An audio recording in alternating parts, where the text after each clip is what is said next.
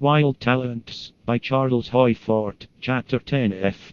Upon the 29th of June, the ape story was taken so seriously. At Mineola, the police captain Earl Comstock ordered out a dozen special motor patrols, armed with revolvers and sawed-off shotguns, with gas and ball ammunition, led by Sergeant Berkeley Hyde. A posse of citizens was organized, and it was joined by 20 nurserymen, who were armed with sickles, clubs, and pitchforks. Numerous footprints were found.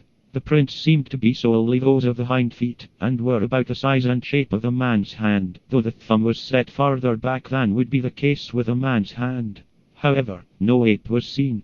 As to prior observations, policeman Fred Kohler, who had been assigned to investigate, reported statements by 10 persons. The animal disappeared about the last of June. Upon July 18th, it was reported again, and by persons who were out of communication with each other. It was near Huntington, Long Island. A nurseryman, named Stockman, called up the police, saying that members of his family had seen an animal, resembling a gorilla, running through shrubbery. Then a farmer, named Bruno, 3 miles away, telephoned that he had seen a strange animal. Policemen went to both places, and found tracks, but lost them in the woods. The animal was not reported again, and I suppose I shall get a letter from somebody in Long Island asking me not to publish his name unless I consider that positively necessary, but assuring me that, of all the theorists who had tried to explain the ape of Mineola, only I have insight and penetration, or an impulse that had come upon him in June 1931, to climb trees, and to chatter, and to pick over the heads of his neighbors, and then blankness. He had awakened from a trance, and had found on his carpet tracks of thumb footprints, a peculiar, greenish mud.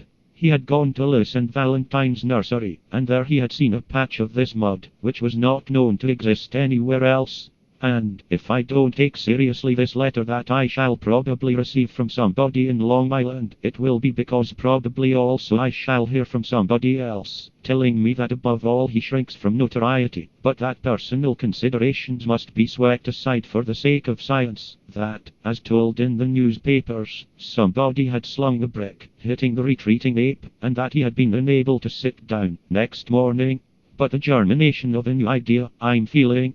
I have wondered about occultly stealing a money bag from a bank, but that is so paltry, compared with abilities, not considered occult, by which respectable operators steal banks, or psychically dislocating somebody's shoulder in a petty revenge, whereas, politically, and upon the noblest of idealistic principles, whole nations may be dislocated.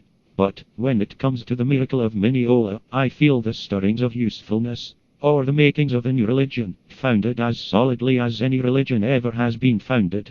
All ye who are world-weary and satisfied with mere nudism, which isn't reverting far enough, and satisfied with decadence in creeds and politics of today, which conceivably might be more primitive, conceiving that, after all, the confusion in the sciences isn't blankness, and that the cave arts are at least scrolling something. All ye who are craving a more drastic degeneration, and a possible answer to your prayer, make me, oh, make me, an ape again.